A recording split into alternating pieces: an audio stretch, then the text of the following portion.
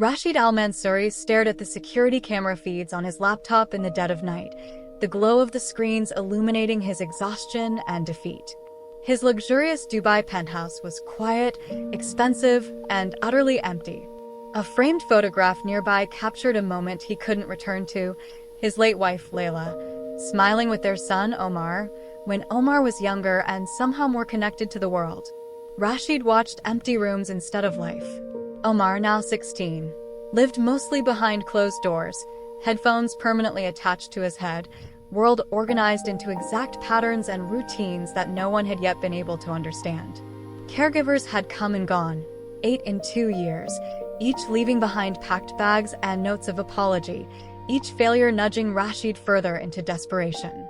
When Maria Santos walked into his living room, thin resume in hand, calm, modest, and unassuming, Rashid didn't know if hope or skepticism should win.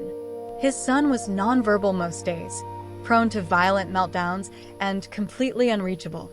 Yet Maria met his gaze steadily and simply said she understood what it meant to care for someone the world didn't know how to reach. Rashid slid a contract across to her.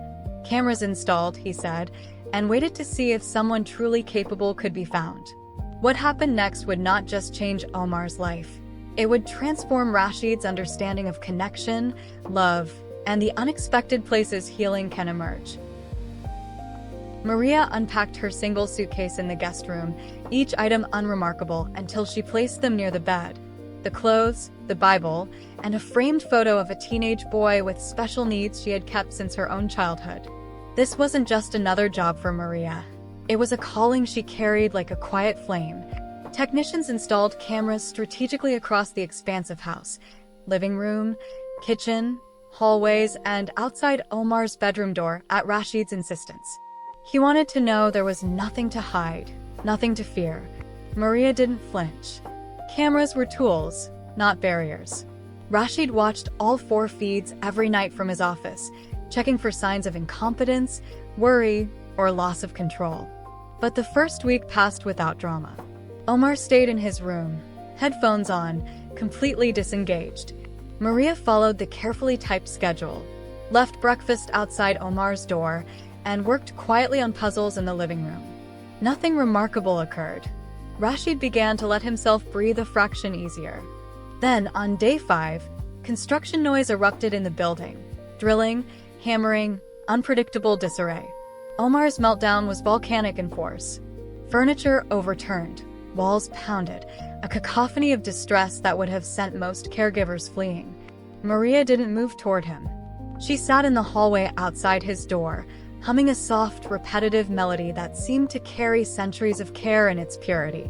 The screaming didn't stop instantly, but the rage lost its edge, softened at the corners. Omar cracked open the door and looked at her, exhausted but alive. She stayed put, steady, consistent. 20 minutes later, his breathing was calm, his body quiet. No miracle, no theatrics, just presence. By day 9, Rashid's skepticism had begun to waver.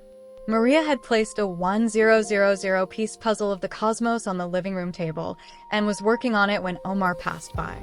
He paused, stared, and hovered, an almost imperceptible hesitation, but enough to be meaningful. Maria didn't look up. Instead, she slid pieces across the table toward the empty chair beside her. Omar sat, took a piece, and placed it into the puzzle's border with a precision born of pattern recognition. 2 taps on the table from Maria, her way of acknowledging, her way of presence. They worked the border together in silence, a collaboration that felt like language. Rashid watched from the camera feed, stunned in disbelief at something he never taught, never orchestrated, and never expected. Maria's slow, patient methods were beginning to speak to Omar in ways no psychologist, no therapist, no expensive program ever had. This was not mastery of technique. This was mastery of relationship. Day 11 brought a book placed outside Omar's door, Cosmos by Carl Sagan, with a sticky note. Thought you might like this. The next morning, it was returned, a sentence underlined. We are made of star stuff. It was the beginning of a silent, written dialogue between Maria and Omar, a conversation not shaped by speech, but by connection through curiosity. Letters became questions. Questions became dialogue, and dialogue became trust. Then came day 15, long before anyone expected anything extraordinary. Omar emerged at 2 a.m., unable to sleep. There, in the kitchen, was Maria at the counter, not staring at screens, not rushing through routines, but calmly preparing chamomile tea at exactly the right temperature. Without asking, she set a cup before him. Omar accepted it without requiring instruction. They sat in silence for 20 minutes. No noise, no demands, no expectation, just presence. It became their nightly routine, a piece of calm in a world that often felt loud and unfeeling to Omar's nervous system. But Maria's moments of quiet were not unfelt by her. On day 16, after Omar returned to his room, she sat alone in the living room and spoke aloud, in Tagalog, to someone named Miguel, her younger brother who had also needed care. She wept as she confessed her mistakes, her guilt from the past, and her determination to listen instead of fix. She didn't know Omar could hear her. He sat just inside his room, breathing slower as though the tone of her voice carried healing rather than intrusion. Though he didn't understand the words, the emotion reached him. The tremor of vulnerability, the resonance of empathy, the gravity of love without agenda. When Rashid returned from London on day 18, utterly exhausted from business negotiations that had gone south, he walked into a scene he hadn't anticipated. Omar and Maria sitting at the dining table working on a 2000-piece puzzle of the Andromeda Galaxy. The soft rise and fall of classical music in the background, Omar's face relaxed and at peace. This was a version of his son Rashid had not seen in over a year. Maria noticed him, started to stand, but paused when a voice, rough, disused, yet unmistakable, spoke. "Stay?" Rashid froze. Omar hadn't spoken voluntarily in over 12 months. In that moment, Rashid's breath caught in his chest. The words sounded familiar, like a fragment of memory he'd long feared was lost forever, a sound that belonged to the boy he used to know. Rashid didn't interrupt. He simply watched, overwhelmed in a way that no business deal or corporate victory ever managed to move him. That night, back in his office, he reopened his laptop, something he hadn't done for leisure in weeks, and reviewed security footage. What he saw with his own eyes changed everything. He watched Maria sitting outside Omar's room during meltdowns, unflappable. He saw her researching autism resources at midnight, taking notes, learning, listening. He saw the puzzle pieces fall into place, not by force, but by persistent attention. But the clip that cut deeper than any other was Maria alone, speaking to Galag about Miguel, raw, remembering, repenting, and crucially, connecting in a way no caregiver before had ever tried. Then came 2:03 a.m. on day 17, footage Rashid replayed again and again. Omar was at the kitchen counter, trembling with signs of early panic. Maria began humming that soft, repetitive tune, the same one she used during his meltdown days earlier. Omar's breathing slowed, his body loosened, and he lifted his gaze directly toward her. 3 full, unmistakable seconds. Then Omar spoke, his voice rough from disuse, but clear enough for Rashid to hear. "My mother used to sing." Maria's eyes filled with tears. Omar continued, "Maria, yours is similar. Thank you for staying." The simplicity of those words, the sincerity of gratitude, the fragile exchange of trust, it wrecked Rashid. Not because it was dramatic, but because it was real. In that fragile kitchen, lit by nothing more than quiet persistence, a heart that had retreated into silence found a voice. And Rashid, executive, entrepreneur, titan of industry, realized that no financial success could compare to this small, unexpected miracle of connection between caregiver and child. The next morning, Rashid called Maria into his office, nervous but determined to understand everything he had just witnessed. He turned his laptop toward her and showed the clips, the humming during panic, the puzzle sessions, the midnight tea routine, and finally, her tears while speaking to Miguel. At first, Maria's face drained of color, fear creeping in. He asked her simply, "Tell me about your brother." What poured out of her wasn't rehearsed. It was the story of her upbringing in a province bereft of resources for children with special needs. Parents had labeled her younger brother cursed, subjected him to faith healers, locked him away during episodes. When he ran away and drowned, Maria was just 18. Her guilt was a weight she had never shed. When she saw Omar's file, she saw Miguel, another chance to honor someone she loved by truly listening. Rashid's voice cracked as he interjected, not with accusation, but with recognition. You didn't handle him. You saw him. Seeing was the word that pierced through Rashid's own years of fear, avoidance, and painful love. He didn't want Maria to be a caregiver anymore. He wanted her to be family. Maria's face fell, disbelief and vulnerability flooding her eyes. Rashid continued, his voice thick with emotion he rarely displayed in public or corporate life. I want you to be Omar's family. Legal guardian if anything happens to me. Co-administrator of his trust fund, not an employee. Those words shattered walls Maria had erected over years of pain and discipline. Tears streamed down her cheeks not because she felt chosen, but because she felt understood. Something she had always wanted for her brother and now was offering to Omar. Rashid spoke of her courage, her patience, her ability to listen without needing to fix every silence. Maria was overwhelmed by the unexpected honor, not recognition with applause, but recognition in trust. She covered her mouth, sobbing with a combination of gratitude and disbelief.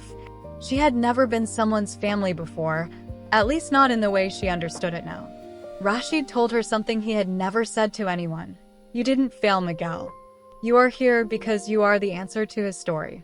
And in that moment, two human beings, both shaped by loss and longing, understood that love often comes through presence. Not perfection, not performance, but presence.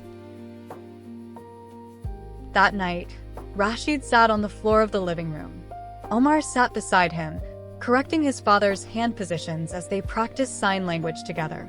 These were tender moments, quiet, awkward, and profound, moments that no security camera could ever capture in nuance. In the kitchen, Maria prepared adobo with precise care while Omar set the table with meticulous attention, as though rhythm and order were their language. By 2 a.m., both Rashid and Maria stood at the counter as Omar performed the nightly tea ritual, a quiet communion of trust rather than necessity. Rashid didn't need cameras or screenshots of success anymore. He needed presence. Omar's hand touched his father's shoulder for 3 seconds, a fleeting connection, yet a monumental achievement.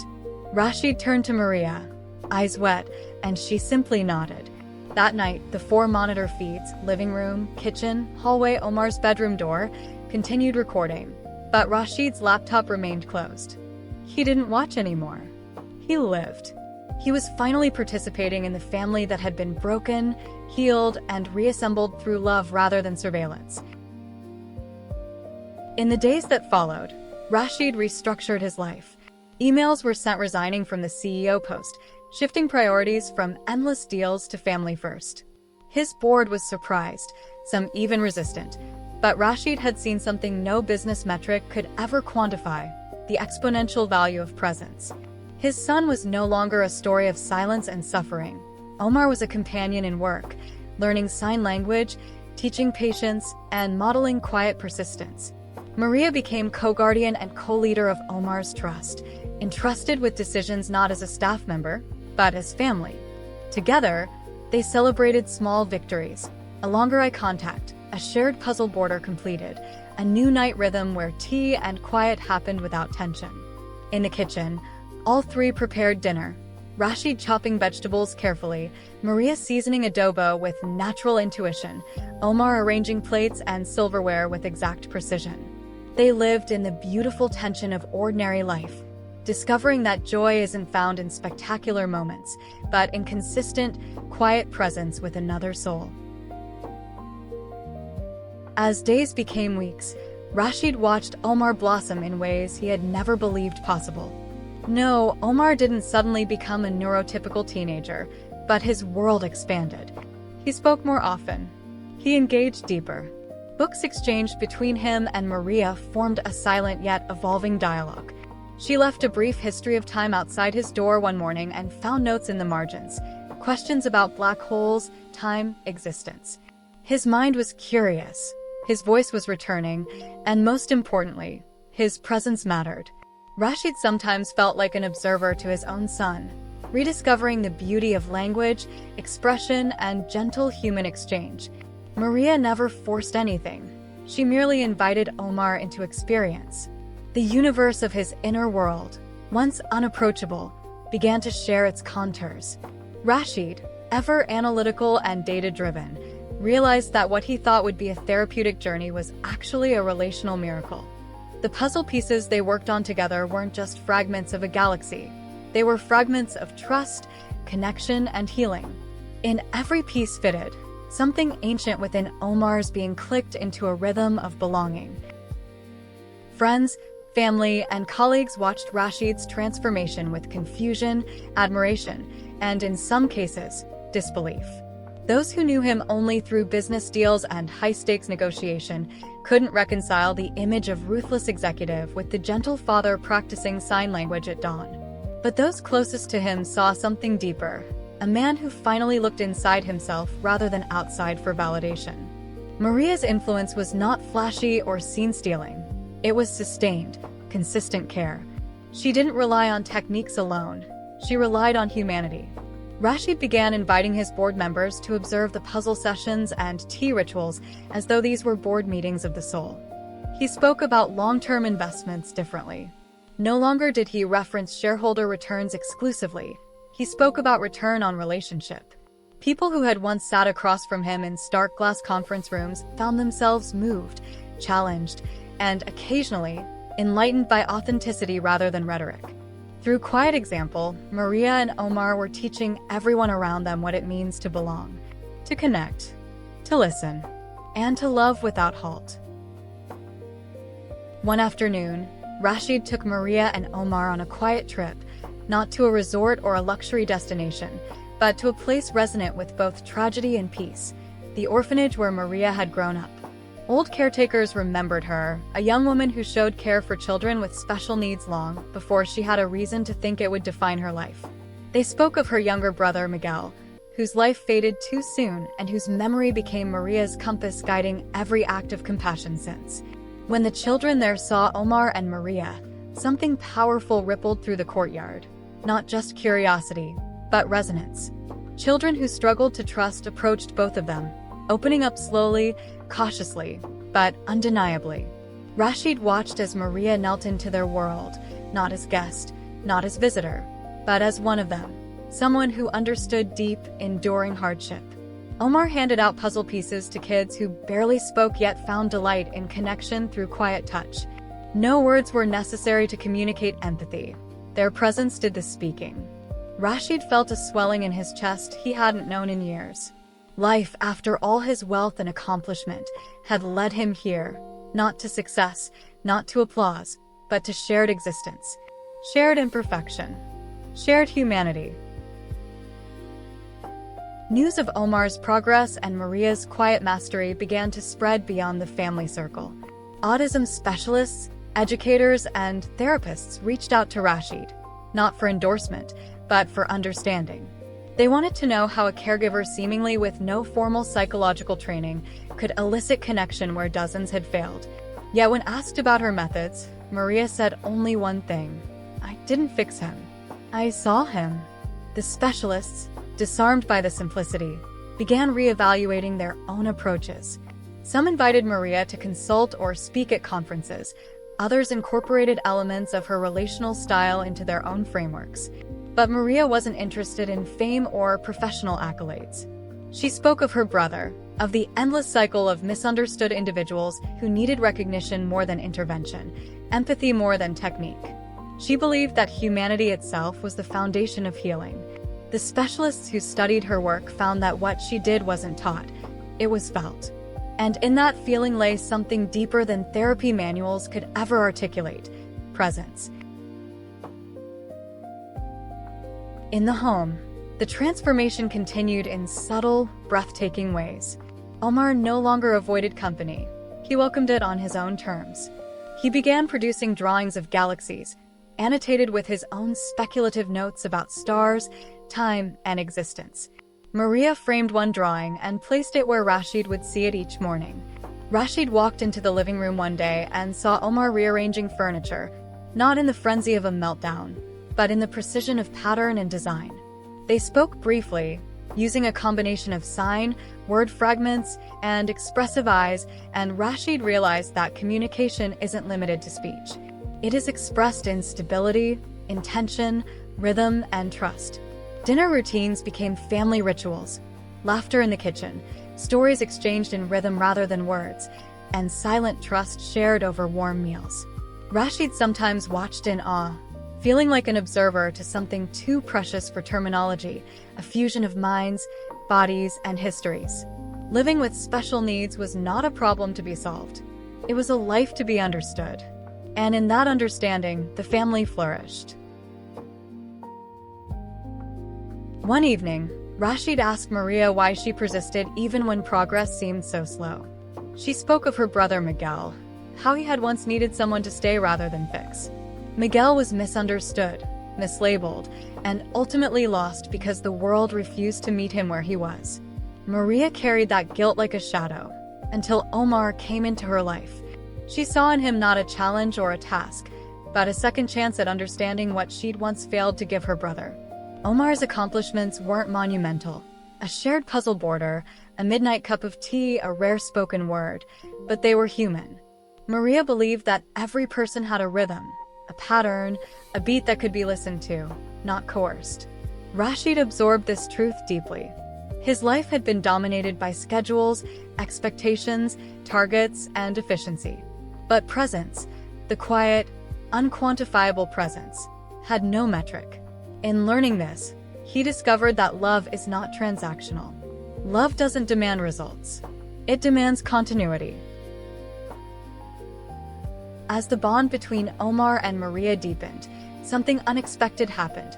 People outside the household, neighbors, family friends, even corporate colleagues, took notice not of Omar's limitations, but of his progress.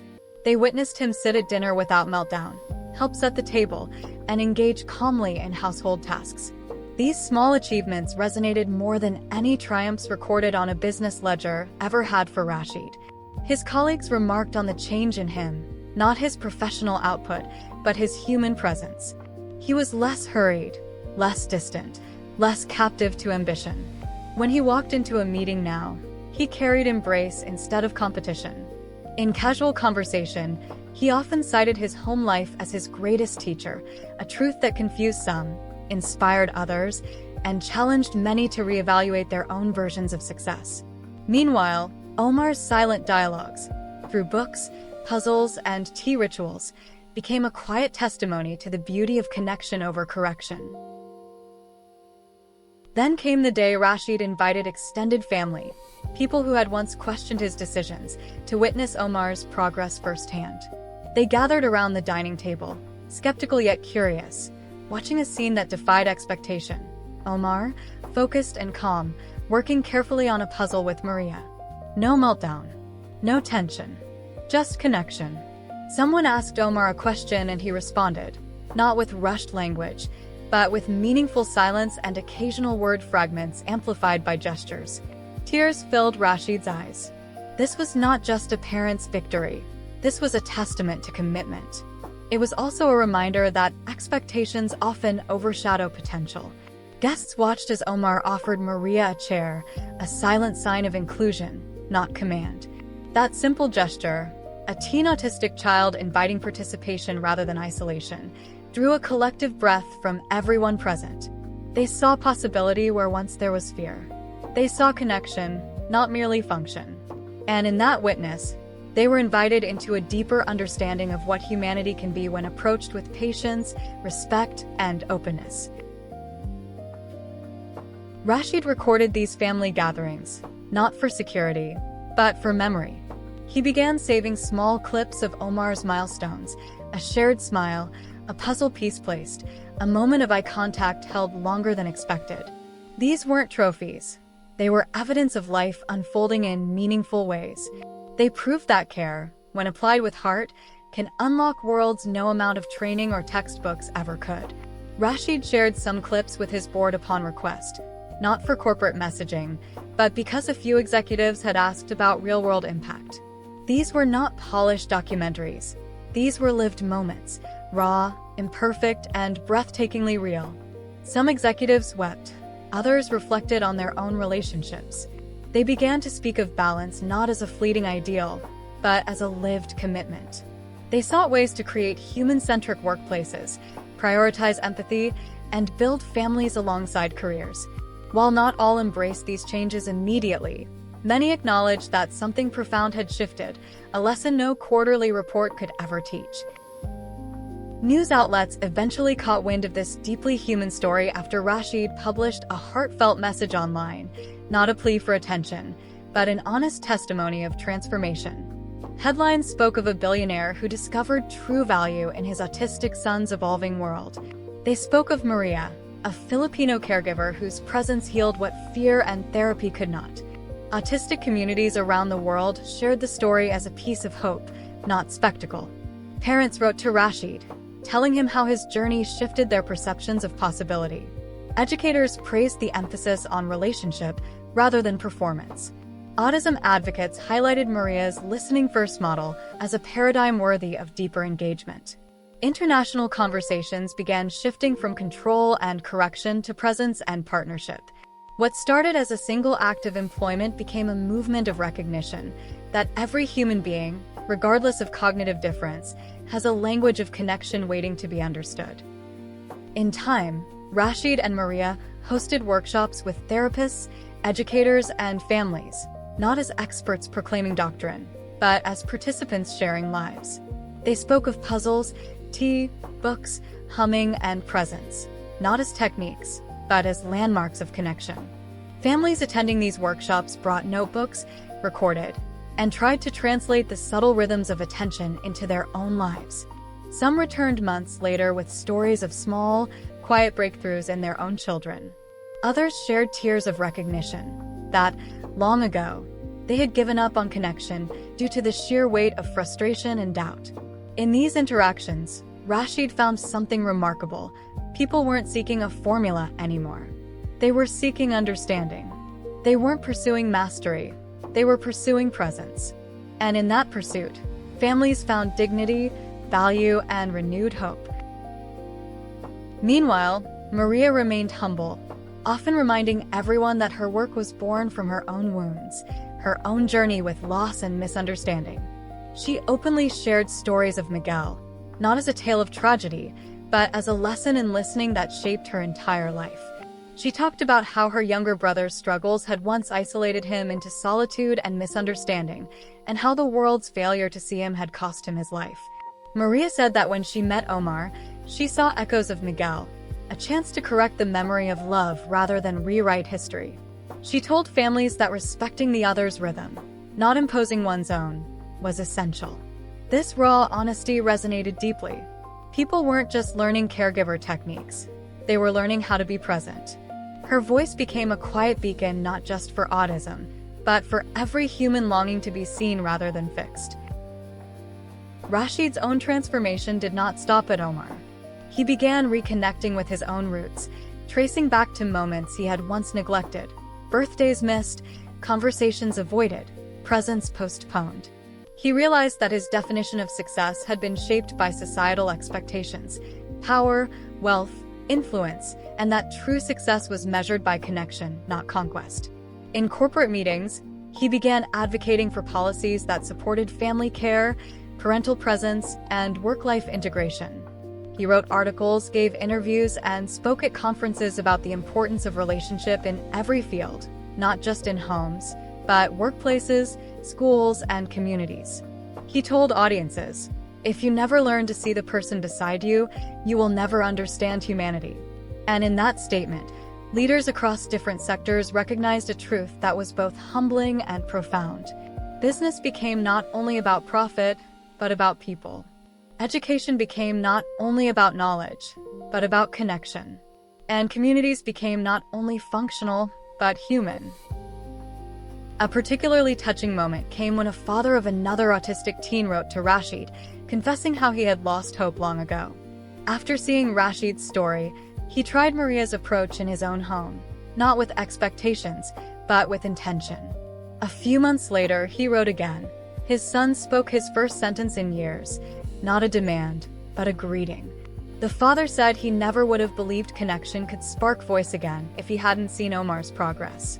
That letter found its way to Maria. She read it alone in the quiet of the living room, tears streaming, whispering softly into the emptiness. "Thank you, Miguel." She recognized that message not only as success, but as healing. Healing for Omar, for Rashid, for the families who followed, and for her own brother's memory. These letters, these personal testimonies, became less evidence of change and more echoes of hope vibrating through lives that once knew only silence. One afternoon, as Rashid and Maria walked through a park with Omar, the boy paused by a flower bed and pointed, not verbally, but with a gaze full of curiosity and intention. Maria smiled. Rashid watched, his breath still catching in the lightness of the moment. He remembered the days when Omar's world was smaller, scarier, and isolated. And now here was a boy engaging with beauty, not hiding from life, but interacting with it. Something as simple as a flower became a symbol of growth, vulnerability, and delicate persistence. Rashid reflected on how often he had overlooked beauty in pursuit of achievement. Now he saw it in Omar's steady gaze, Maria's calm presence, and the gentle rhythm of lives chosen over lives controlled. The air between them was sacred not because of grand sentiment, but because of attentive awareness. And in that awareness, Rashid found peace, not success. Not performance, but presence. Back in Dubai, Rashid hosted a small gathering in his home. Close friends, trusted colleagues, and those who knew parts of his story. He didn't speak about profits or deals. He spoke about listening. He spoke about puzzles and tea. He spoke about presence and human worth. He asked his guests to sit with silence for a moment, to feel what happens when nothing demands attention but being. The room was quiet, uneasy at first, then contemplative, then deeply moved. One executive asked him, "Why does this matter?" Rashid replied simply, "Because we are first human, then everything else."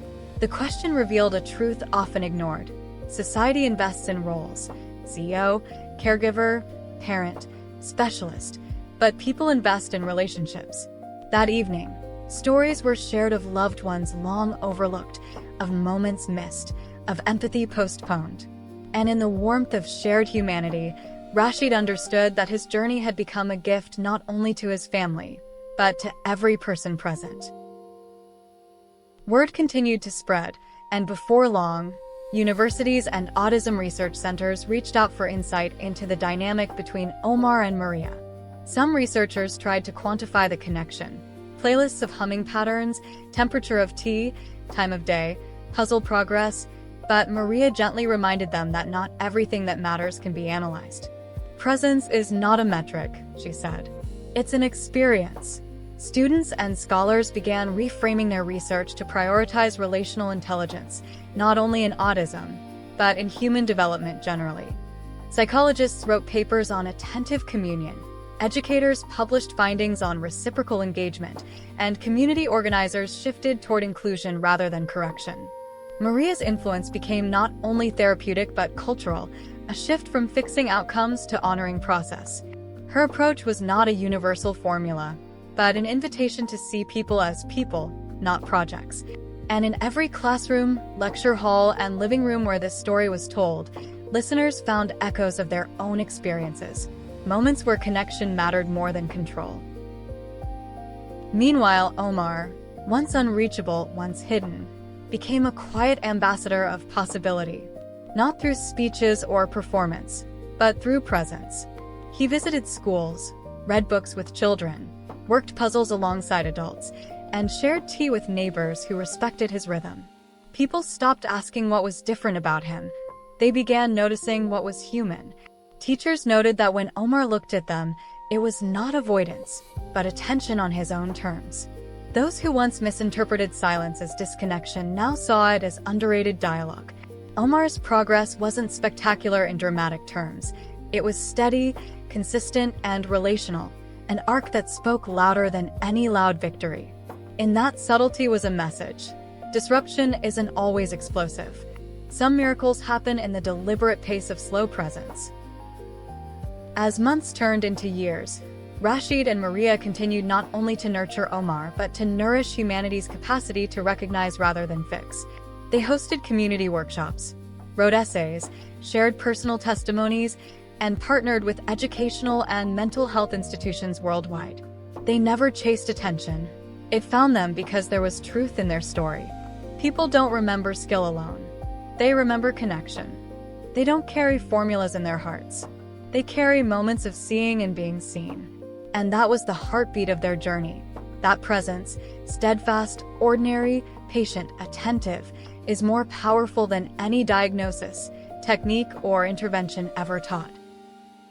In the end, the story of Rashid, Maria, and Omar was not about autism, caregiving, or even recovery. It was about what it means to meet someone where they are, to learn rather than fix, to listen rather than control. It was about the power of quiet presence to bring forward voices once silent, rhythms once hidden, lives once overwhelmed by fear. In every puzzle piece fitted, in every shared cup of tea, in every instance of patient waiting, a truth emerged. Connection transcends words, and healing is found not in curing, but in being present. What the cameras captured was not surveillance.